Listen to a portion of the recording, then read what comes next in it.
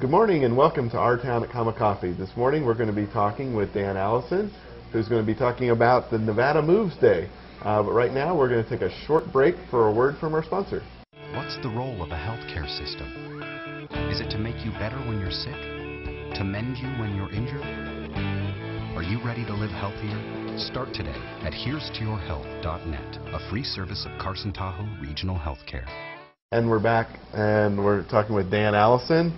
You want to tell us about Nevada Moves Day? It kind of sounds interesting. It is. Nevada Moves Day is April 28th, which is a Wednesday, and it's a day that encourages and recognizes students who get to school by active transportation. And what I mean by active transportation is they're walking, bicycling, scootering, skateboarding, any of those ways of getting to school under human power. All right. And when they come to school that day, they'll be greeted by people and get some incentives to recognize them for having done that. All right. Well, I mean, I see lots of kids out there on scooters and stuff. That sounds like a cool way to get to school. It is. They're obviously enjoying themselves very much getting to school. Yeah. And I mean, this is an important thing. I know you work in this, trying to get people to not just use their cars all the time and get out and about. Yes. It's important for several reasons. One is because it gets the kids some daily physical activity. As most people know, kids today are not getting enough physical activity, and that's resulted in many kids being overweight and even obese. And the solution to that is that they are getting physical activity on a daily basis, and so getting to school on their own muscle power is one of the ways of accomplishing that. There's also great benefits for the environment when cars aren't taking kids to and from school. There's congestion around schools, there's air pollution, there's the carbon footprint, a lot of reasons for not driving.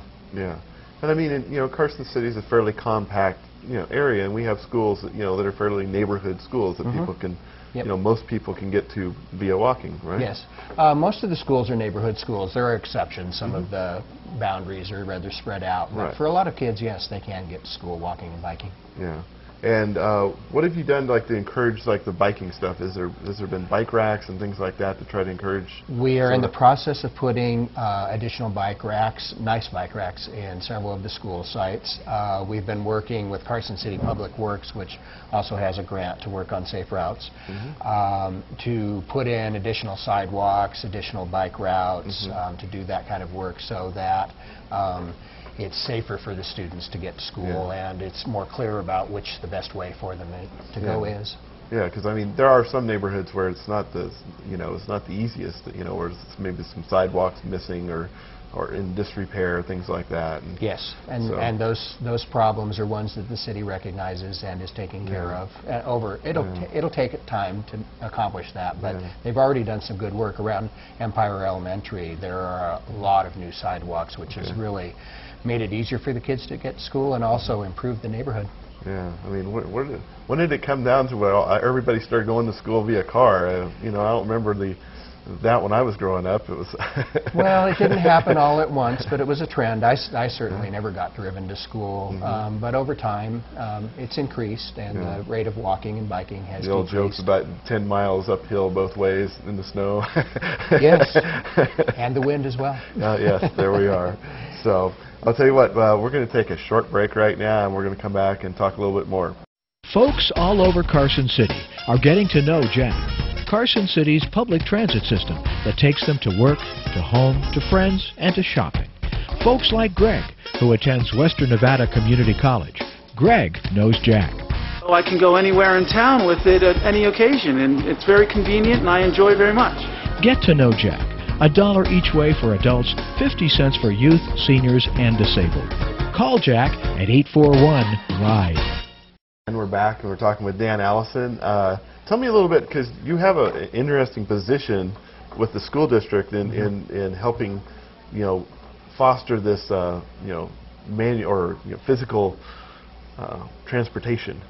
So the program is called Safe Routes to School, and it's actually a federal program funded through federal highways, and the money gets passed to the state of Nevada, NDOT, and then the school district and Carson City Public Works both received grants to work on safe routes. And there's actually a variety of elements of the program. There's education, encouragement, which is what Nevada Moves Day is really about, is encouraging the students to come that way. Enforcement, sometimes we actually need to enforce laws to improve behavior of people who are walking and biking and of drivers. Evaluation to see whether what we're doing makes a difference, and then engineering, and you've asked about various projects we do. One of the things that we've done is gone around and tried to identify places where the drain grates are not appropriate for bicyclists. So, and those have been, yes, indeed. And the ones that are at least along commonly used bike routes have already been fixed by the city, so we're in better shape than we were, and over time more of them will get fixed as well. How long have you been doing this? I'm in my second year, and for Carson City it's in its second year of this program, though there was a pilot program in 2005, 2006 under Office of Traffic Safety rather than NDOT. All right. And how much improvement have we made in those 2 years, you think? Well, it's hard to say exactly, because with the data now, and we're just going into our second spring, and we'll collect the data again. I'm sensing that there's increased walking and bicycling, but until I actually measure it, I can't say that for sure. So that is part of the grant program, is that we evaluate it and document it. You know, some things are visible and everybody sees them. People saw the sidewalks around Empire Elementary and knew that we had done something. Though actually that project was done on a community development block grant rather than the Safe Routes program. But the kinds of things people can see, they go, things are better there. But the measurement of exactly how many students are walking and bicycling, we don't have yet good data, but we will by the end of the spring. All right. And I guess the schools are kind of trying to work with their kids to try to get them to walk a little bit more too, right? Yes, exactly. And a lot of the program actually happens in the school and is done in the regular classroom by the regular teachers. There's a bicycle education program, for example, that way pre-exists the Safe Routes program, where the 3rd, 4th, and 5th grader students learn bicycle safety as part of their PE classes. Yeah. And I guess, is there, you know, concern on the younger students? You know, there's still this kind of safety concern that parents don't want to let their kids walk to school, that they're, you know, that maybe that's a little bit of their apprehension there. And that's a perfect parent concern. And my response to that is we encourage parents, particularly on this Nevada Moves Day, to go to school with their kids, and however their kids are getting there, so that they can see what the safety issues might be, talk to their kids about how to respond to unsafe situations, learn from their kids about what the kids have been learning in school about pedestrian safety and bicycle safety. So it's a great opportunity for families to participate and address some of those parents' concerns. Yeah, because I mean, it wouldn't hurt the parents to get out and do a little bit more walking too. They need their physical activity as well. Can we do this Nevada Moves to Work Day?